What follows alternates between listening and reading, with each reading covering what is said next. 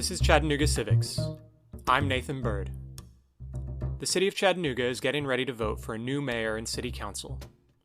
Early voting will begin February 10th and end on February 25th. The deadline to request an absentee ballot is February 23rd. Election Day is March 2nd. Please visit the Hamilton County Election Commission website for more details.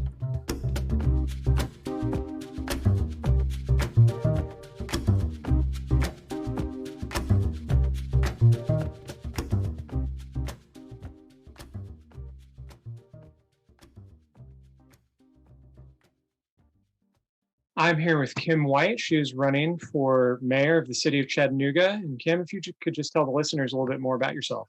Yeah, thanks, Nathan. It's great to be here. So I am a native Chattanooga and I'm homegrown. I went to Hickson High School. I'm the first of my immediate family to go to college and lived at home and worked myself through UTC.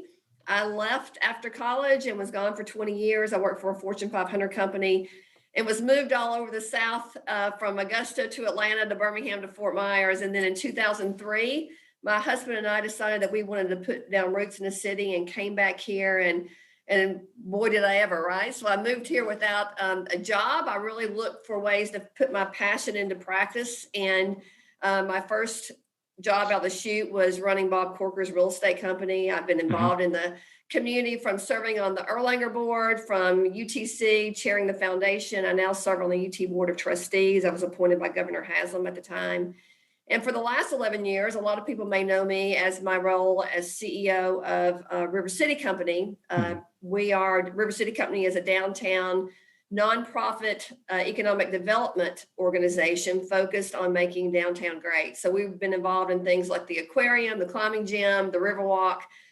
I did that for 11 years and really loved making a difference in a city that has meant so much to me, but have felt like at this critical juncture in our city that my unique skill set and experiences really lends itself to try to bring our community together and move it forward. So I've embarked on this journey for the mayor's race. I announced September 10th and have been out in the neighborhoods meeting folks. And really, it's been a very exhilarating experience up till now.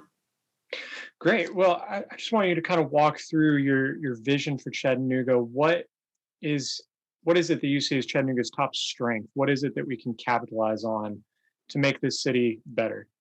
Well, Chattanooga is absolutely one of the most beautiful, great places to live. People are moving here in droves from all over. We have natural beauty. It's the right size city that you can get involved. I'm proof that you're someone that can come in and want to make a difference and you can figure out your path. I think that's very unique in this city. I think that we are on the cusp of really a critical crossroads about how we move our city forward in a positive way and one that includes all parts of our city. And that's what really inspired me to run for mayor, is that my role at River City Company was all about downtown. And I know and I've seen that there are other parts of our community that don't feel like they're part of it. And how can we bring opportunity to all parts of the city? I plan on doing that. One is you have to have job opportunities in order to do that. And those job opportunities have to touch every neighborhood. We need to support small and medium-sized businesses. And I think that we've all seen with COVID how critical those small businesses are to the authenticity and quality of our city and how tough it has been for them. So we plan to have an Office of Small Business Support going out in the community to bring resources and make sure that we can deploy resources well. So a focus on small and medium-sized businesses throughout the community. That's a big piece. In order to grow our city, we need to have the right type of infrastructure and making sure that we focus on quality roads and paving and that we're able to grow our city in the right way. Making sure that our city is safe and everybody feels safe in their city, making sure that we can recruit and hire and retain minority first responders, people that look like those in the neighborhoods, and they can become part of the community, but it takes more police officers to do that. And I think underlying my policy is, and I think it's critical for our city to move forward, is we have to have a city government that is easy to do business with. and encourages people that want to start businesses or grow their businesses and take away some of those roadblocks. I've talked to numerous large companies and small companies that say that we don't have a very business-friendly environment. And so to come in and reorganize city government and empower some of those great employees that we have there so they can do their job better is going to be one of the first things that I take a look at.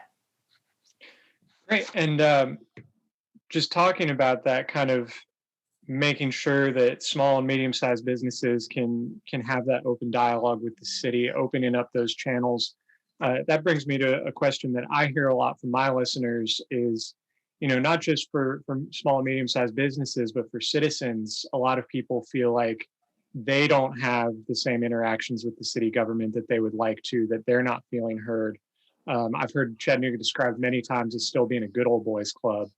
And I'm just wondering, how are you going to make sure that all Chattanoogans feel equally represented in city government? Well, maybe we stop the good old boys club by electing the first female mayor, right? So that's how we can put an exclamation point on that one.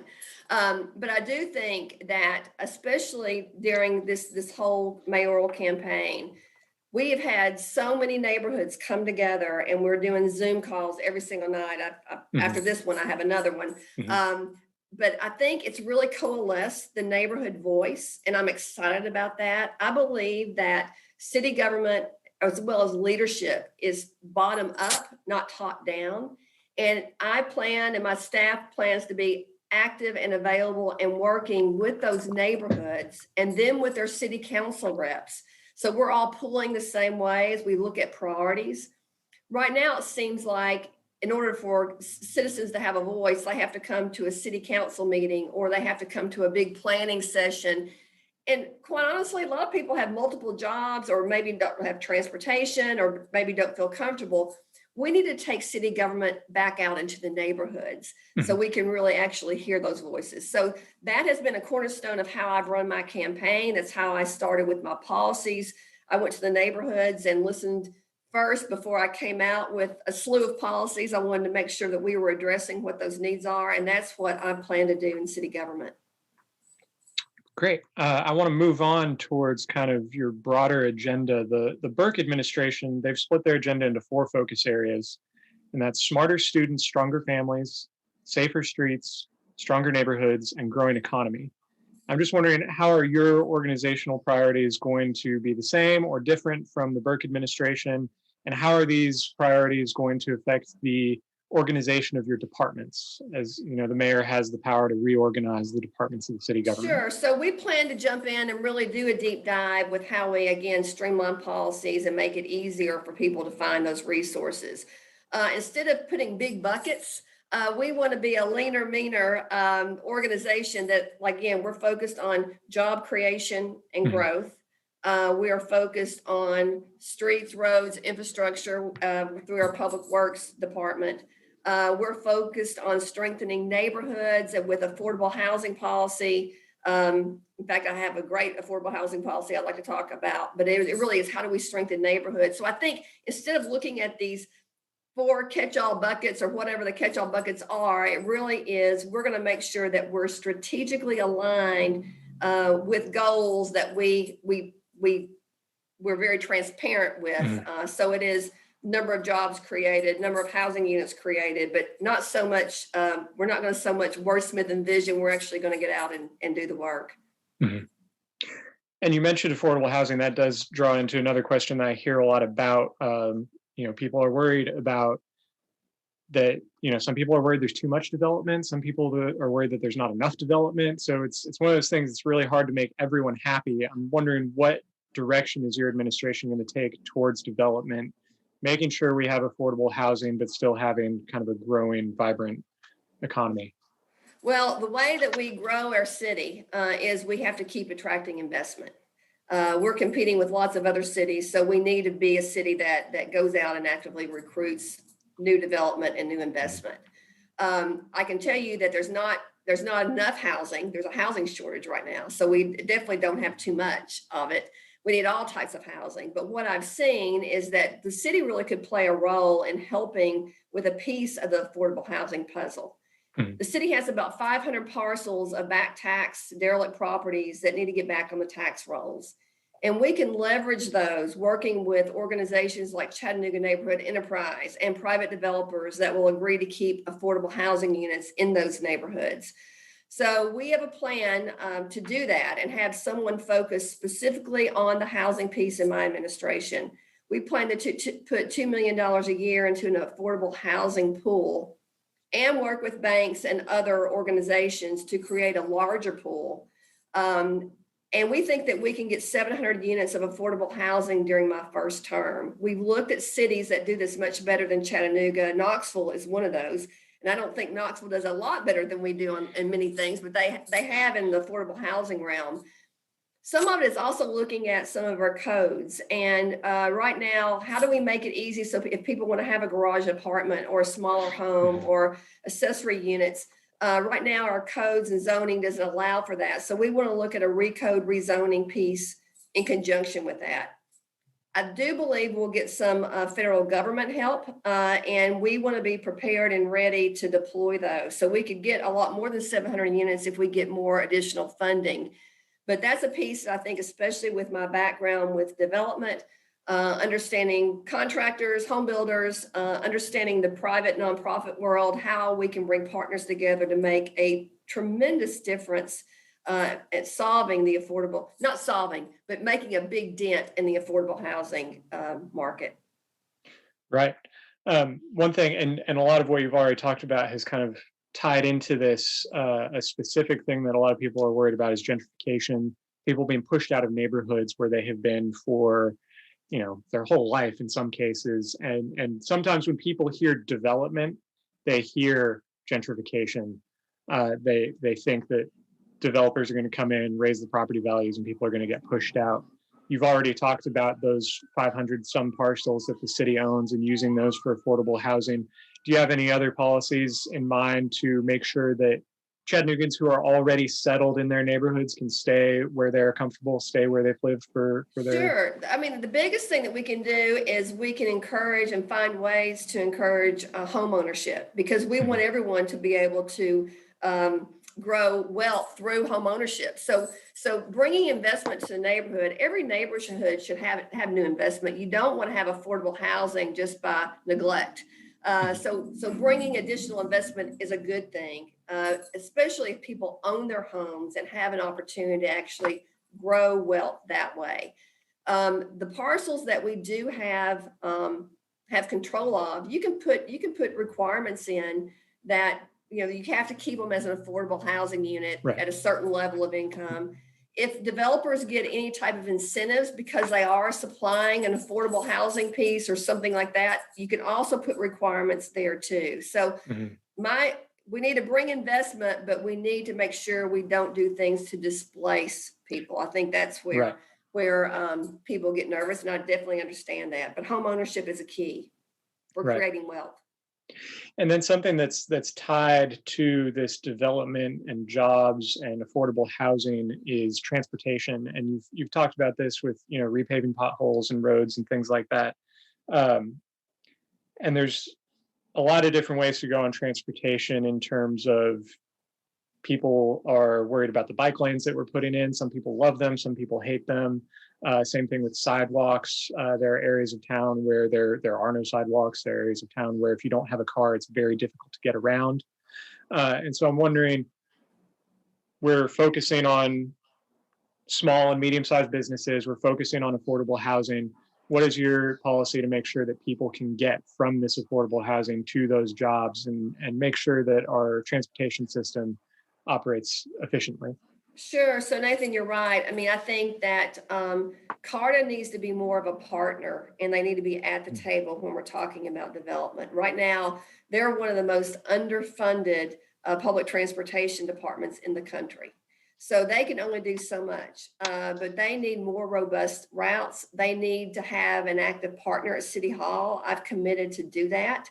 And we need to have as many modes of transportation as possible. So neighborhoods want sidewalks. You're right. So sidewalks are really important. One reason that the Riverwalk has been so successful is so many housing units have been on there. So people actually use that to go back and Right. forth to work with bicycles and walking, et cetera. But public transportation is a huge key in how we grow our city smartly. So I've committed to CARTA to make sure that they understand they will be an active partner as we plan and look at job recruitment, neighborhood reinvestment, how we can make them integral to everything that we do.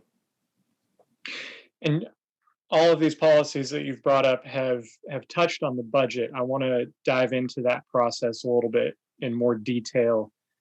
You've talked about funding various pieces with certain dollar amounts, and I'm wondering just more generally, the mayor is in charge of the budget writing process. If you were elected, you would be in charge of writing that and sending it to the city council.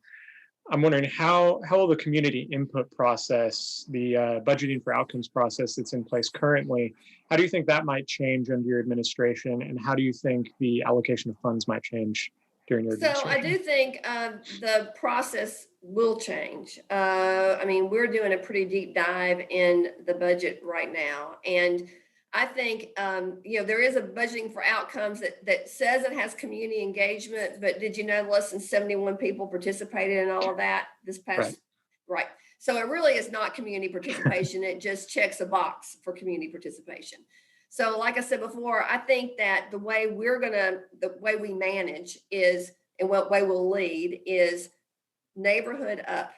So I've been out in the neighborhoods listening to priorities, and that's what we plan to do with the budget, not going through a process, but out listening to priorities. And then I will partner, the city council will be an active partner with me. It will be a different process than what we have right now. So we're all pulling in the same way. Not that everybody gets everything they want, but we understand what the joint priorities are. Mhm. And to make sure that every neighborhood receives some attention. And that's what I'm hearing right now. Some neighborhoods feel left out. So what the end process will look like, I don't know, but I will say community engagement and neighborhood involvement will be a keystone to how we develop our neighborhood, our budget and our priorities. Mhm. And then one particular piece of the budget that has gotten a lot of attention lately, especially this summer when the most recent budget was passed, is policing. Uh, this summer, we had over 200 people sign up to speak at a city council meeting, mostly to express their dissatisfaction with the fact that the police department is receiving $70 million out of a budget of around 240 million. And so I'm wondering, there's a lot of different suggestions on how to improve policing. Some people want to increase police funding to provide better training and, better officers. And some people want to divest and reinvest and direct those funds elsewhere. So I'm wondering, what is your policy towards policing, and what is your administration going to do to ensure all Chattanoogan's feel safe? Sure. So I have yet to go to a neighborhood that said they want less police and less first responders. And the matter of fact is 40% of the budget is fire and police. And that's just a fact. And in order to have a successful growing city, one of the cornerstones is people have to feel safe and secure. And so I've committed to put more resources behind fire and police. And what that would look like is more officers so they can get out of their cars and they can actually become more part of the community. More funding so we can hire and recruit and retain more minority officers that look like the community. It is how do we actually put resources that come alongside them to help with mental health and addiction treatment issues, not to replace officers with those professionals, but maybe a key component that comes alongside the police department. Right. So I think that that's really important. I think less than a year ago, maybe right at a year ago, there was put in place the police, it's called, the acronym is PARC. It is a community engaged organization that has like an oversight committee that works with the community and the police department, really to work on communication, how we build community trust, and to identify problem areas. That really has just now gotten underway, and I'm excited to see like how that moves forward. But I think underlying it all is we have to have community trust. In order to do that, we have to have people out talking to each other and communicating. I've been very impressed with Chief Roddy being very proactive, and I've been a big supporter. In fact, both police unions came out in support of my campaign candidacy yesterday or day before, and I'm committed to be an active, engaged partner with them. And then you mentioned fire. I know an issue with the fire department right now is that when you account for the fact that most of the firefighters work more than 40 hours a week, their hourly wages are actually quite low. They're sitting around $10 an hour for a lot of them. And that's hurting our retention rates, which is something you've mentioned a couple times now, is, how do we retain these quality employees? The fire chief has estimated that raising pay to a more acceptable level would require about $3.5 million each year. How would your administration handle this problem? Where does that rank in the list of priorities for you? Well, making sure that our first responders are paid accordingly is one of my top priorities. So I've committed to the fire chiefs. I mean, we will go in. They've done a pay plan study that we'll go in and look at that. We also need to make sure their pension is shored up. So it's a double-edged sword. We want to make sure that that we take care of their pension and we take care of their pay. But I'm committed to make sure that we are competitive and we can retain some of these employees. So pay and pay raises are a big piece of that. I want to shift gears a little bit and talk about the response to COVID. I know we've been hit very hard in the past few months, and we're finally kind of seeing a downswing in the actual number of cases, but there is a lot of worry about kind of the economic fallout. Especially, I know the eviction moratoriums have been extended, and there's a lot of things happening at the federal level that will help with this. But what are we going to do at the local level to make sure that the economic impact to our small businesses, to those who are struggling to keep their housing, to keep their jobs, what do you think the city can do to mitigate that economic impact of COVID-19? So the city has been working with a variety of partners to put together a COVID plan, recovery plan. So it really is jumping in the middle of that to see where we are and how we best deploy resources. One of the reasons that we put together the Office of Small Business Support is really having people out figuring out how we actually identify what resources are there and being able to deploy resources when we actually do receive funds. Because I think you're right, we will get more relief for that. So it really is, I think it is, how do we actually execute a plan that the community has put together and identify where those gaps are? So there's been a lot of work done on that. I'm glad that the numbers are going down. I think as a city, we've also got to be pretty creative, especially with small businesses, of what barriers can we take away to make it easier for businesses to do, especially I would just mention as a restaurant. You look at other cities during COVID, a lot of them used outdoor dining and outdoor space. I don't think we were very creative about being proactive and working to help those businesses. So I think it's how do we think outside the box, because they need short-term fixes. They don't need to apply for all these long grants. I mean, the city has had a grant process, but we have all these small businesses applying for a total amount of, the city has had $300,000 in their grant pool. I know we're going to get more dollars, but we need to be able to deploy those quickly, and we'll be prepared to do that. Right. And speaking of those things, like, creative ideas around restaurants and other businesses to help them kind of weather the storm of COVID, do any ideas of those along those lines stand out to you as things that might help the city in the long term, even after COVID has kind of ceased to be an issue? Absolutely. I mean, I think the whole thing that we've done with takeout and making parking spaces available, free outside for loading zones. I think takeout alcohol has been, I think all the restaurants have loved that. I do think outdoor dining spaces are huge, and there's a lot of public space that could be put to better use. So I think as a city, we could have been, and we should be, a lot more creative, and it really animates our public space to make our city look more attractive. So there are some things that have happened with COVID that I think will continue. And I know a lot of restaurants have pivoted the way they do business. So I think we will see maybe some positive long-term effect as long as they can make it past the COVID downturn.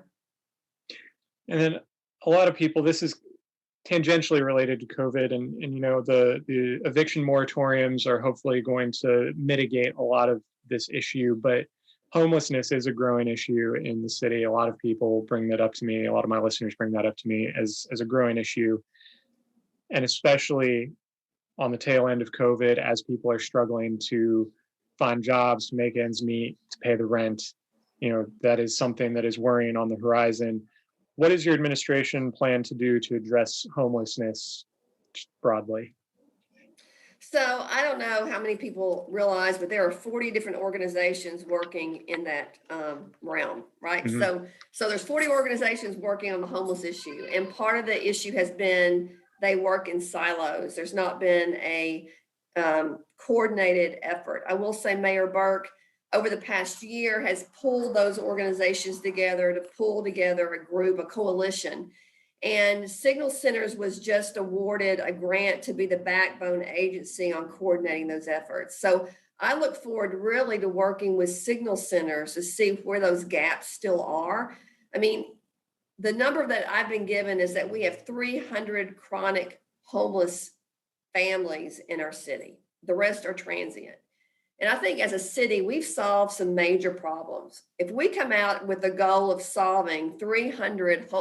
housing 300 families, I think we can do that with this many organizations and people working together. So again, there's been a lot of work done. There's a lot of people that do this work every single day. I plan to sit down with Signal Centers and that group, a coalition, to see how the city can help, really move it forward quickly. And moving on, this is something that we've touched on a couple times earlier in kind of your opening remarks. Chattanooga is making a name for itself as an outdoor destination. It's a beautiful place. We're attracting a lot of people. We've been named #1 outdoor city twice by Outdoor Magazine. And I'm wondering, what are your thoughts on this new reputation? How is it going to affect our economy? How can we capitalize on it and make sure we're using it to the best of our ability? And also, how can we manage that growth? Because as we bring in tourists, as we bring in people who are moving here for the outdoors, it does bring a lot of growing pains as well. So how do we balance those two things and make the most of our outdoor resources? So I would say you're right. One of the things that no other city can replicate is our beautiful natural assets. And it would surprise a lot of people that we don't even have a parks department. We have all these beautiful outdoor assets, and we have beautiful parks that are underutilized. So one of the first things that we want to do is reinstitute a world-class outdoor and parks department. We used to have one. I've been working with a group. In fact, Dawson Wheeler, one of the original founders of Rock Creek, has helped me pull together a group, Best of the Best, to look at what other cities are doing and how we actually program and utilize parks and take that activity into every part of our city, not just the big, beautiful parks that we have downtown. So it is having world-class leadership in a Parks and Rec department. It is programming that has diversity and make sure we utilize all the public space that we have. It is putting a parks foundation in place, and other cities have done this as a way to help support and maintain parks and programming. It's a way that neighborhoods can actually contribute to some things that they want to see in their parks. But a parks foundation would give us so much more flexibility about what we can do. So I'm excited about the opportunity to really, I don't think we have capitalized. I mean, we're known as Outdoor City, but again, we don't even have a parks department, and we're not actively programming those parks during COVID when a lot of people like to be outside. So we have some great opportunities there. But I think as far as the growth and why so many people come here because of our natural beauty is a lot of it is planning. We don't want to be Nashville, and we don't want to be Atlanta where we get behind the curve and we haven't planned for the right kind of infrastructure and the right kind of development. And that's where I really believe that my background working at River City the past 11 years with planning and growth and partnerships really lends itself to how we grow smartly as a city. So we look at different parts of town and we look at the uniqueness and what the neighborhood and the community wants to see. And then we grow in a smart way. So it includes transportation and great roads and making sure we're connected with, we work with the county and we work with the school system. So it just boils down to planning. Chattanooga 35 years ago really became the city we are today because we put the foundational pieces in place and we planned in the right way. And we just need to continue that. And as we grow other opportunities, we use that same foundational work to grow our city smartly.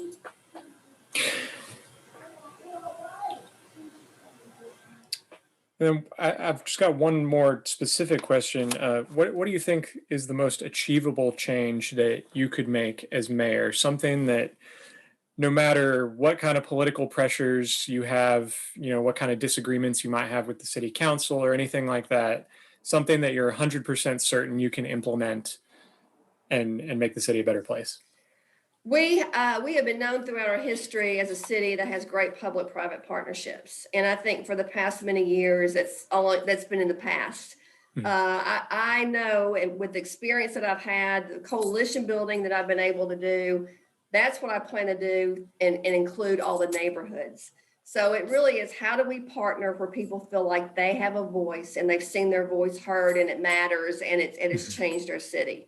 So that's through partnerships, and that's through making our city easier and more accessible to do business with. So that will be a cornerstone of what how we run City Hall, and that's what I'm looking forward to achieving as mayor. And we've still got a good bit of time left. I just want to open it up. I guess, is there anything that we haven't talked about that you want voters to know about your platform and about your campaign? Well, I would say this, Nathan. I think that my experience does make me uniquely qualified for this role. Not only have I been a CEO of companies, I've met payroll, I've built teams, I've recruited $1.2 billion worth of investment into downtown. I've worked alongside city government. I understand the relationships of the business community, the development community. And I think to move our city forward quickly, and I think everybody wants to see it move forward quickly, it takes understanding all those different components. So what I am excited about is that I feel like this is a job that Chattanooga has prepared me for my entire life, from my public education, working my way through UTC, just understanding different aspects of our community. And not a job, even though I will say to anybody, I don't know everything about everything. I mean, I'm a very good listener and a problem solver, and that's how we're going to approach city government. But it's a job that I feel prepared to go into day one, and making sure that we do touch every single neighborhood. There's so much potential in our city, and I have been so enthused as I've visited neighborhoods and talked to companies and people. People love this city. And it's pulling people together, hearing their voice, and then getting it going. And I'm ready to get it going. Great. Well, that's all I have. I want to thank you for your time. And if you want to let the listeners know where they can find out more about you, your website, social media, things like that. Sure. Thank you, Nathan. So it's easy. It's kimwhiteformayor.com. All of my policies are on it. There's ways that you can get involved in the campaign. It's unbelievable, but it's not far at all until early voting. So early voting will take place from February 10th to the 25th. The election is March 2nd. We have 122,000 people that are registered to vote in this city. The past couple of elections, we've had less than 20,000 people. Local leadership matters now more than ever. And I encourage people to get involved in the process and get engaged. And I would love to have your support and vote, and hope you get out and do so. Great. Well, again, thank you very much for your time, and good luck in March. All right. Thanks so much, Nathan.